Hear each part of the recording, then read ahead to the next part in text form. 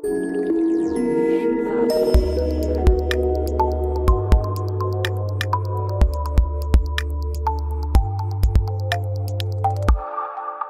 my name is Tom Clark. I'm an IBM Distinguished Engineer and Chief Architect of Storage Software at IBM.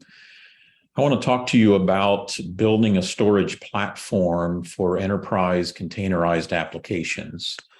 Now, that's a mouthful, but let me share with you today what I mean by enterprise applications and operating in a containerized environment and what we need to do from a storage perspective to support such containerized applications.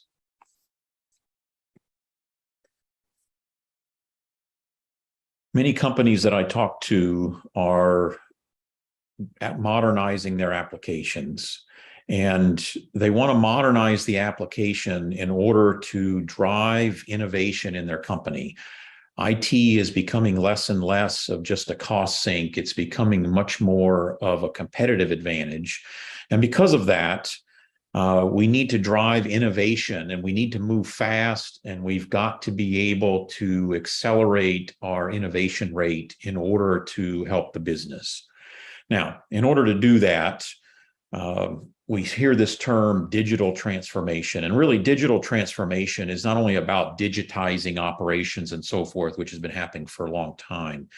It's really about being able to take advantage of the data, being able to have applications that connect with my customers, and being able to move very quickly in that. Now, those who adopt more modern type architectures, more cloud-based approaches to accelerate their innovation, IBM surveys and talking to customers and so forth and analysts shows that modernizing and taking a more cloud-based operational model improves the speed to market by 4x. Now, when I can operate in a much more automated kind of way, when I can move much more quickly, I end up innovating faster, and I spend a lot more time providing business value, not just maintaining what I have, not just trying to keep things from breaking or fixing things that have broken.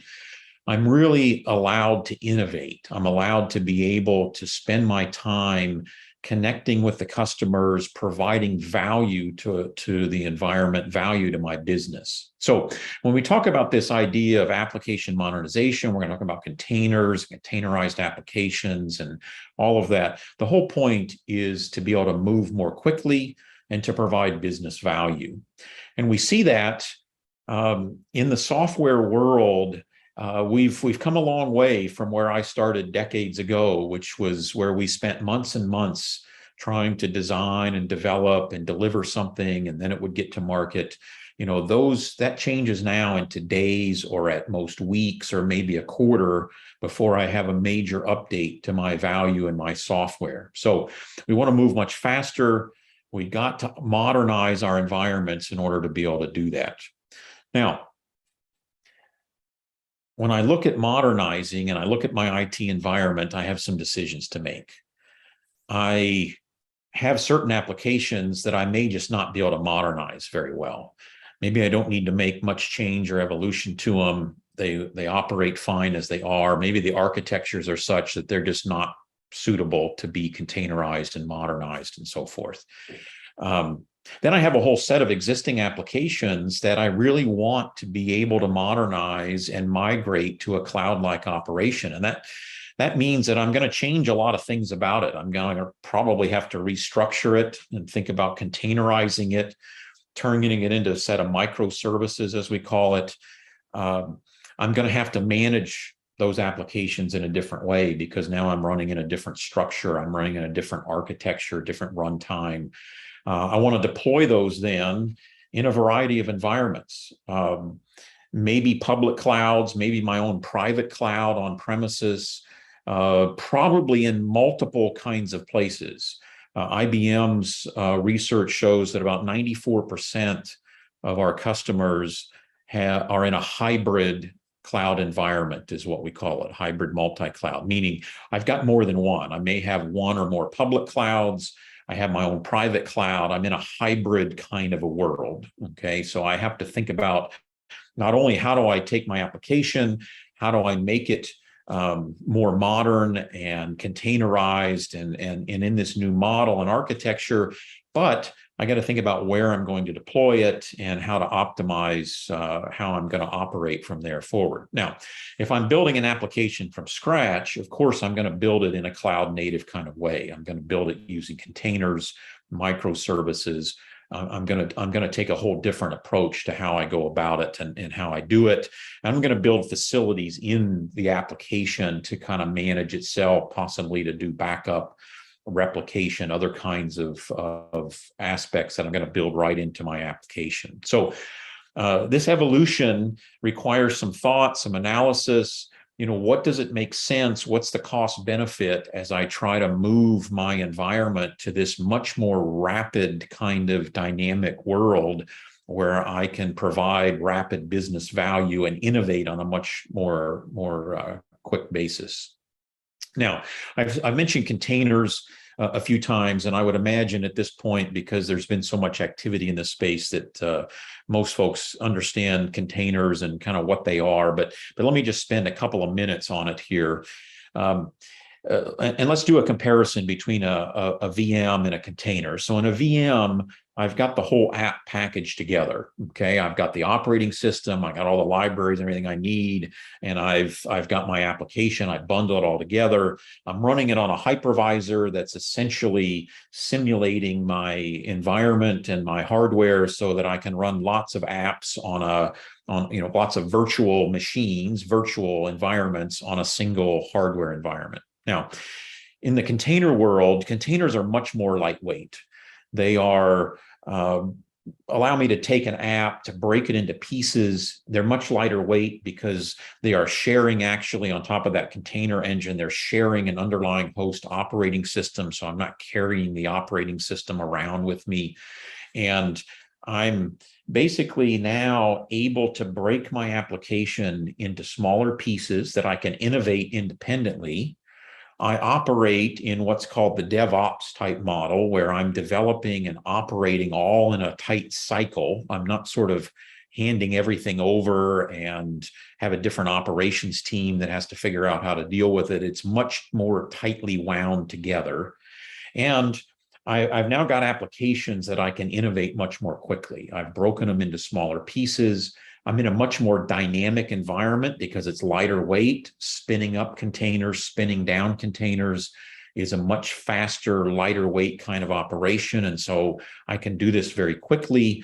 And I'm in a much more dynamic, easier to innovate kind of environment. So this is why we see this transition to a container type environment and an infrastructure around containers.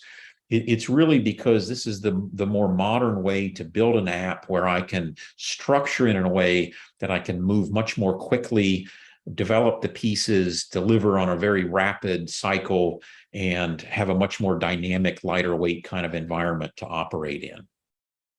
Now, we're here to talk about storage. So we've talked about modernizing and containers, and I'm trying to modernize in my environment, and now I got to deal with the storage layer. Okay, storage historically has not been the kind of dynamic environment that I'm really needing here to operate. And in fact, containerized applications originally were stateless.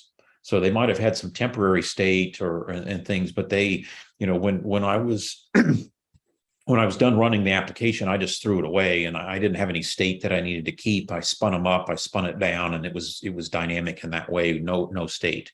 Now, as we modernize more and more applications, as we run more mission critical kinds of things in containerized environments, which is a necessary thing to do, now I have state, I have databases, I have file storage, I have indexes, I have state that I need to keep track of. So when it comes to my storage environment, I need to be able to have a storage environment, as you see on this chart, that's agile, okay?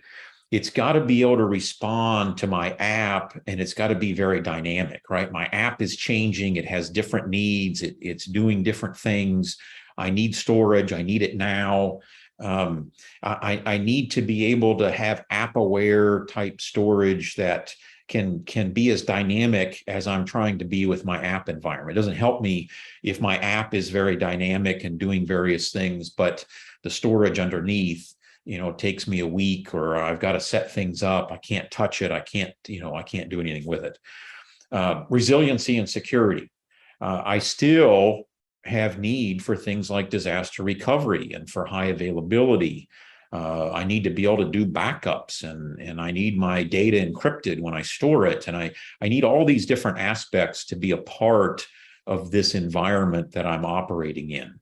Now, some of these aspects I might have in the apps that I'm developing, if I'm developing cloud native kind of apps. In other cases, I don't have that in there. And there are some cases that are best left to storage to manage these kind of things. We'll talk a little bit more about that in just a minute. And then the flexibility.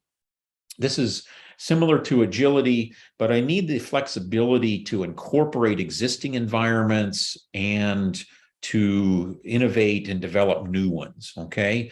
And this leads me to more of a software-defined storage kind of an approach, where I can incorporate existing environments, and I can also then extend to my new environment. So I need that flexibility. I've spent a lot of money on storage. How am I going to incorporate what I've got? I've got current environments. I'm building out this new cloud infrastructure, whether on premises or public cloud. How am I going to deal with the environment and have the kind of flexibility for my application? Now, there's been a number of approaches that have sort of evolved over the last few years. We started out, I mentioned existing storage, and it makes sense to connect existing storage into these containerized type environments.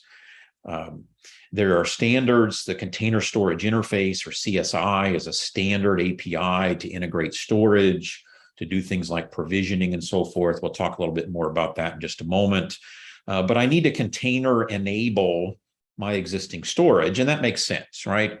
If I'm an enterprise customer, I may have millions of dollars, tens of millions of dollars invested in an existing storage infrastructure. I don't want to just throw that away as I'm modernizing. I need to incorporate it. I want to leverage it. And I think just about every major storage vendor has CSI drivers for their storage platforms to plug into the container and container environment. But as we evolve further, we really want container native storage, okay? I don't necessarily want to have to run some kind of external storage network.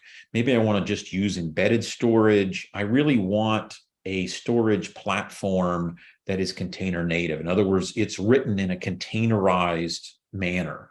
I want to run the storage layer in containers, just like I run my app in containers, okay? So that'll improve my efficiency, my availability kind of wraps into the container environment and its availability models, and we'll talk a little bit about those in just a minute. And then as that evolves, and that leads me to a software-defined kind of an approach. As that evolves, I go to much more of an API application level kind of programmatic approach to dealing with storage. So I have it in software. I'm agile, I'm dynamic, I have a set of storage services, and I need that all to be driven programmatically with a set of APIs and interfaces where I ask for things and they happen. And I want it at an application level. I want my app replicated. I want my app backed up. We'll talk about those kind of concepts here in just a minute. Now, let me just go just one level deeper a little bit on storage. And you see, as I mentioned here, in a Kubernetes environment, which there are other container platforms aside from Kubernetes. My experience is that Kubernetes has become sort of the de facto standard in commercial use cases. I know there are other cases in some high performance computing and everything that are using non-Kubernetes, but Kubernetes is kind of becoming the standard. So let's just step through this really quickly. There are some APIs in CSI that allow me to basically provision dynamically and connect storage. There's concepts of a storage class, as you see on the left side of this chart. There is persistent volume is what we call it at the storage layer. Volume is a little bit of an overloaded term in this context. I'll say just a bit about that in a moment. But I have persistent volumes, and then in my container runtime, my pod, as it's called, that's kind of the smallest unit that I deploy in Kubernetes, one or more related containers in a context. I want to provision a volume. I ask the CSI interface to go provision me a volume, a particular class. I get the persistent volume from the storage layer, and I attach it to my pod, and now it's a persistent volume claim. I've laid a claim on that volume. It's mine. I'm going to use it now, and I make use of it. Now, there's different volume types, as you see on the right. We don't need to go deeply into this, but there's read-write once. Most people think of this as block. It doesn't have to be block. Most of the time, an application will put a local file system on it after allocating a read-write once volume, something like an XFS or similar. But it's mounted by and read and written by one pod. So that's one reason people think block in that case. Read-only many. I have some read-only data that I need to share, and I have lots of pods that want to read it together. Nobody's writing it, it's just read-only. And then read-write many, where I want to mount it in across a bunch of places, a bunch of pods, and I want to read and write across all of them. Typically, we're talking a clustered file system, or NFS is commonly used in that case as well. So I'm modernizing my application. I'm going to run it in a containerized environment. I have some APIs that I can use to get the volumes and allocate them. And now I've got my app running, and I've got my data areas where I can store and run my environment, run my application.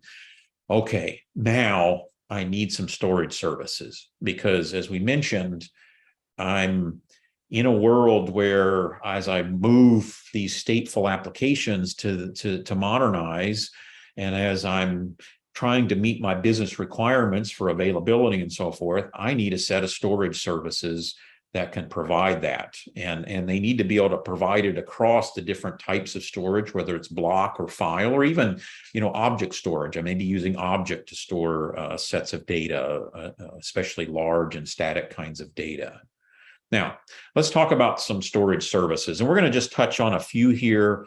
There's obviously, we could go much deeper on some of these things, but for today, we just want to kind of lay out, here are some of the areas that we're thinking about. And I've mentioned a few of these, but let's go just a bit deeper here. High availability and disaster recovery. So I have a container environment, a container platform, as it's called in this chart. I have a storage services platform that's providing me the storage and the services. And I have different types of deployment models, and therefore availability and DR type models, okay?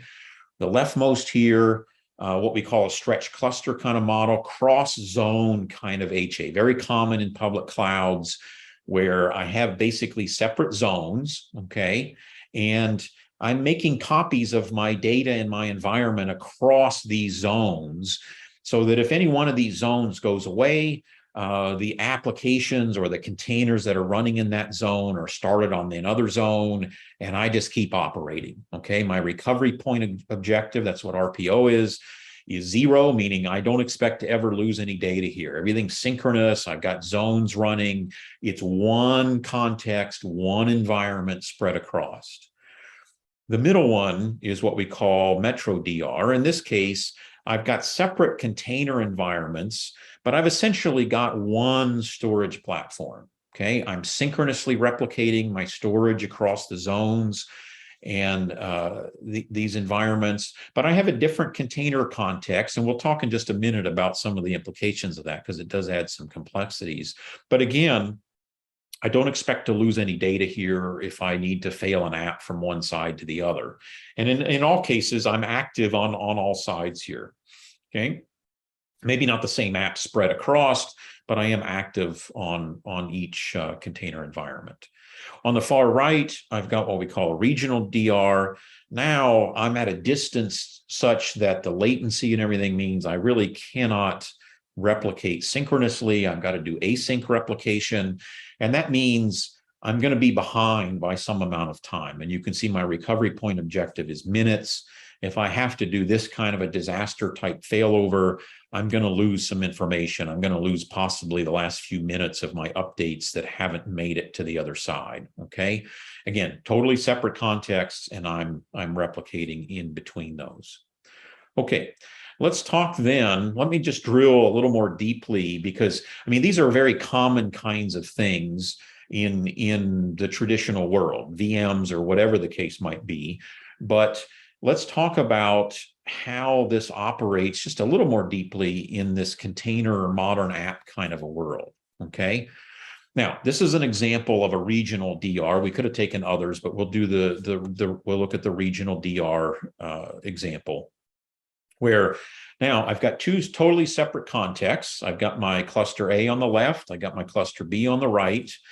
My PVs, my volumes, are being asynchronously replicated between the two. In each platform, I've got backups happening of my applications, because I've got to be able to do backup restore, recover from logical errors. We'll say more about backup in a minute. And I've got applications that are running on each side. I'm active here. Now, it's probably not one app that's spread across, but it could be separate apps running on each, and I'm replicating in between here. Now, one of the catches here is that I have a container context on each of these clusters. And in Kubernetes, I have a database, a cluster database in there, the etcd, etcd database, and that's maintaining my app context. It's keeping track of information like what PVs and PVCs I'm using that are mapped to my application, and perhaps other dynamic application contexts that the application is putting into the etcd database as it's running. So now I have to get that context between and leverage that as part of my DR processing. And you see I've got a DR orchestration layer here that's mentioned, where if I'm going to fail over an application from cluster A to cluster B, could be orchestrating that process of migrating that application over and what that means. Now, typically, my container platform in Kubernetes is not stored in my sets of PVs.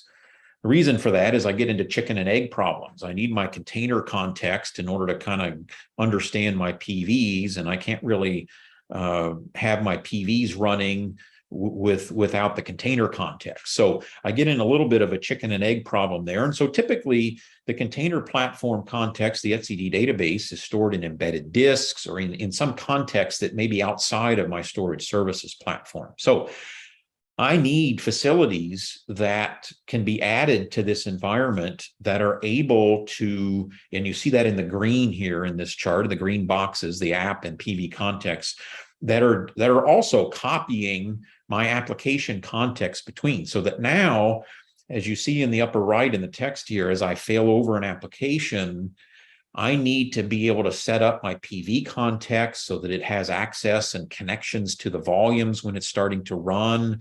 I may have pre-deployed my app there so that my app is sort of sitting there waiting for me to fire it up. But I need this context, and I've got to sort of reconstitute the context as part of failover.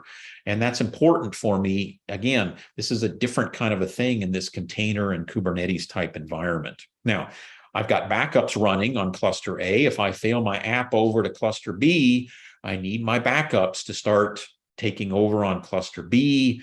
I need to be able to find my old backups. Possibly they're off in object. We'll talk about backup in just a moment. But I have a little different kind of complexity here, and I need to be able to manage disaster recovery and failovers. Now, again, if I'm building an app from scratch and it's really container and cloud-like in its structure from square one, from the beginning, I may manage all this myself, right? I may make my own copies in between, I manage my own context and so forth. But there are many apps that can't do that. And so, you know, they're not built that way. Maybe we're transitioning them to the microservices and to the container environment, the modernization.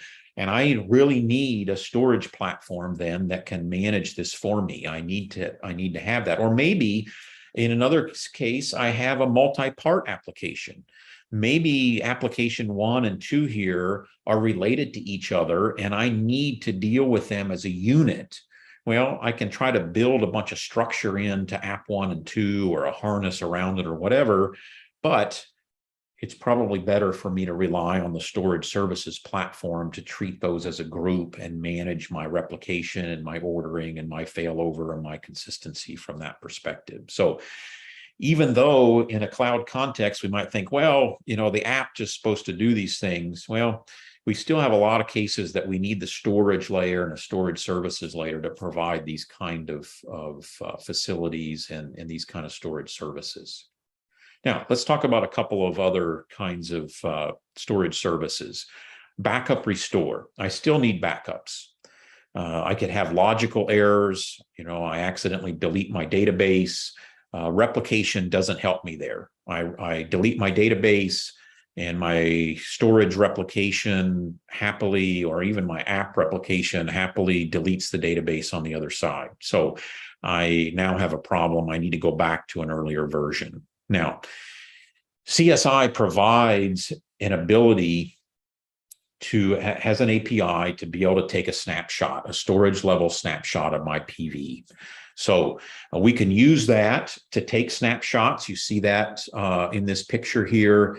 I can take snapshots, so I have a point in time copy that I can go back to. Most storage systems do those in space efficient kind of ways, and so I have a snapshot to go back to. Okay. I could, maybe for catastrophic reasons, or maybe I'm not using DR type replication, I need a DR copy. Maybe I have regulatory reasons. I need to keep a copy for a long time, much longer than I want to keep a snapshot around on the storage, where I really don't want to keep those long term. I need to be able to copy those out. Now, very typically, those are copied out in this cloud kind of operating model. They're copied out to object storage, okay?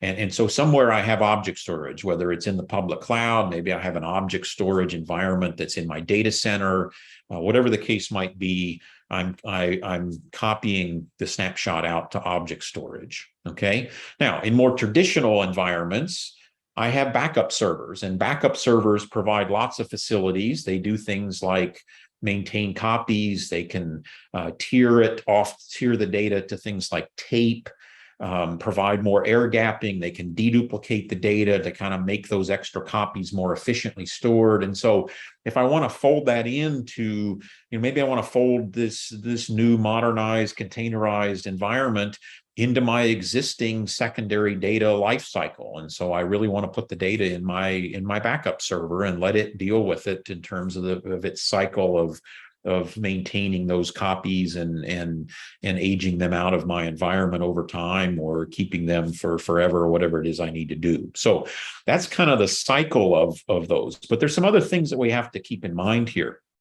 One is, what if I have a multi-part application, or I have multiple PVs or a whole bunch of them that are part of my application?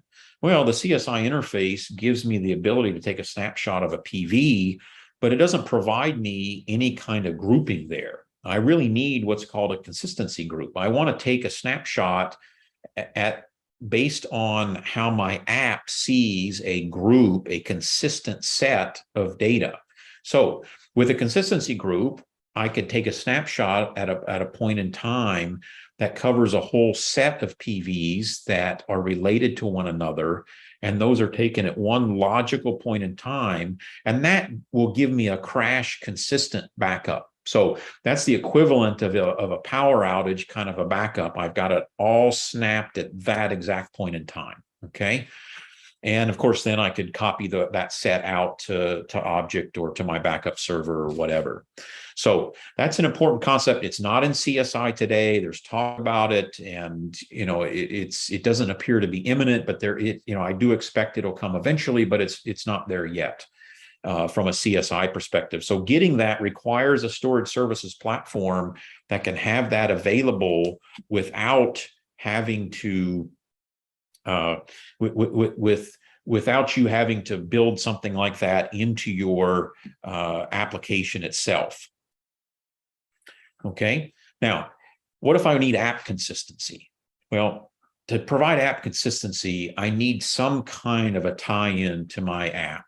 Most relational database apps, the popular ones, have hooks, that APIs that can be called to say, hey, I need you to pause writes and get to a consistent state so I can grab my backup snapshot. And then a call that says, okay, I'm done with my snapshot, please continue. So we need application hooks to say, hey, and these are typically, I mean, in a very simple view of it, it's a before and after script that says, hey, before you take the backup, please call this so that my app can be ready for the backup. And when you're done, please call this to get my app going again. And of course, we really only want that pause for the very short window it takes to grab that snapshot so that I can keep my app going. I don't want to shut my app down. I don't want to stop it. But I do, if I need app consistent backups, I need to be able to have those kind of hooks, okay? And of course, restore, I want to go back to a previous point in time, whether that's a snapshot or whether it's a restore from an object store or a backup server. I may want to move my app. We talked about failover and so forth, but maybe I want to move an app somewhere else, and I want to just use a very simple method like backup restore to do it. So I want to restore it across clusters. Now, as I mentioned, it's not really shown in this picture. When I talked about DR, we have additional context here. I have app context in my container platform, in my Kubernetes, in my etcd. So when I do these backups, my backup function has to be smart enough to know, again, this is app level kind of understanding. I need to be able to go grab the context of the application in addition to the PVs of the application and keep that together as a related unit, so that when I decide to go back and do a recovery and do a restore, I can in fact go back both to my application context and my data at the same time and at the same point in time. So we still need backup. We still have to have it for the similar kind of reasons like we do in this non-container, non-modernized app world. But there are some additional complexities and things that come into play because I am running in a container world. My app is divided into pieces, into microservices. I have made perhaps many PVs. I got to be able to handle those kinds of aspects in this kind of an environment. Now, let me just mention a couple things on security and encryption. And these are obvious, but important. When I'm managing the environment, or a lot of this is self-service kind of operation, right? I'm in a cloud-like kind of manner. I just want to tell you what I need. I don't want to go talk to an administrator. I don't talk to a storage person. I don't talk to the container person. I want to deploy the app. I need these kind of facilities. I want it API driven. I want it programmatic. Well, I need role-based access, right? I need to be restricted to my app. I need the right permissions for the app in terms of who can do what. There are things that I need restricted. So I need role-based access and how to manage the environment and manage the storage services. Obviously, I need encryption. I need to be able to encrypt the data at rest. That needs to be incorporated or integrated with various key managers so that I have common key management kind of structures where I'm setting up my keys, and those are managed in a key lifecycle environment and a set of software, my data at rest. And I need encryption in flight, on the wire. If I'm replicating, if I'm sharing data to other sites and doing various things like that, I need encryption. So security, we're not going to try to go deeper in that here today, but it's so important that we get security right in addition to being able to operate in these kind of environments. Now, let me mention just one more aspect of this kind of operation. So we talk about modernizing, we talk about hybrid kind of environments. Well, let me just talk about hybrid a little bit, because I'm in a hybrid kind of a world, and I need to be able to operate these modernized apps in this hybrid world. I have existing data, as you see at the bottom here. I've got filers and file systems and object stores and all kinds of existing data that I may want to pull into my modern app and process it, do analytics, whatever it is. I've got different contexts. We've talked about public cloud and on-prem, which I'm trying to operate in a private cloud kind of a way. Edge is a big thing right now. There's lots of IoT kinds of things, lots of data at the edge. And I want to process data at the edge. And then some set of that, maybe I want to take to my data center in my on-prem cloud in order to store it long-term, in order to process it further. Maybe I don't want all of it.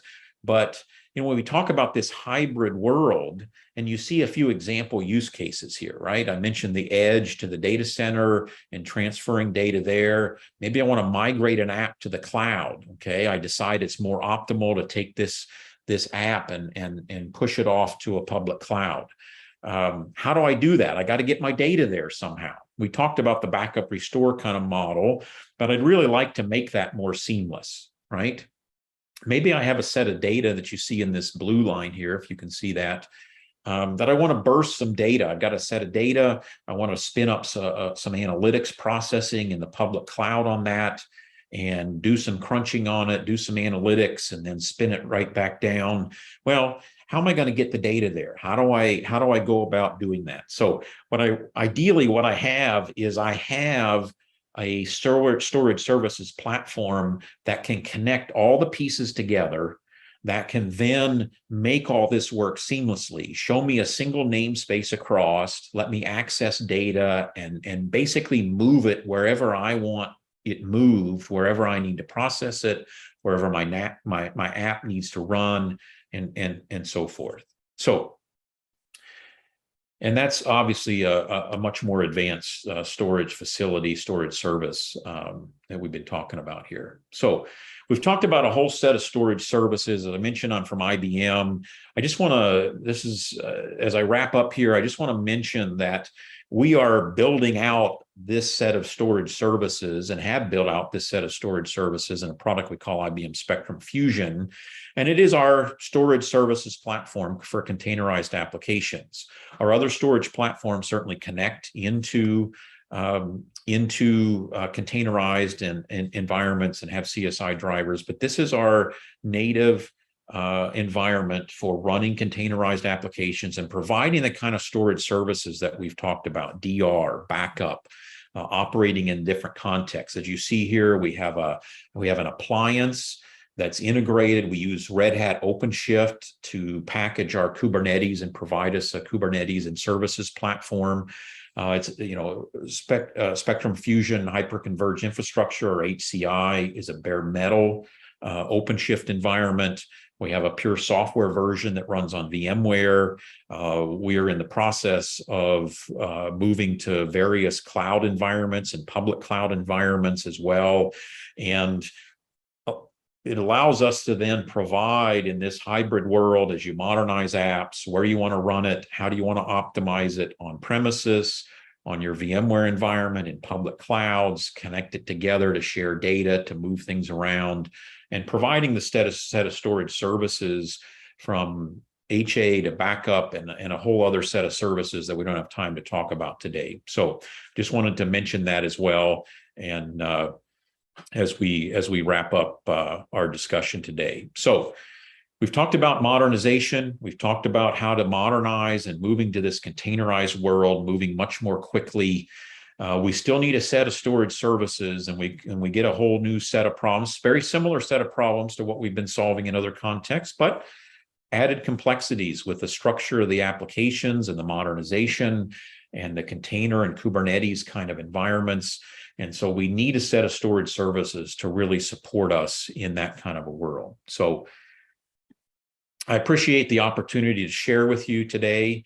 And I hope this has been beneficial. I want to thank you for your attendance at this talk, and certainly hope that you enjoy the conference. Thank you very much.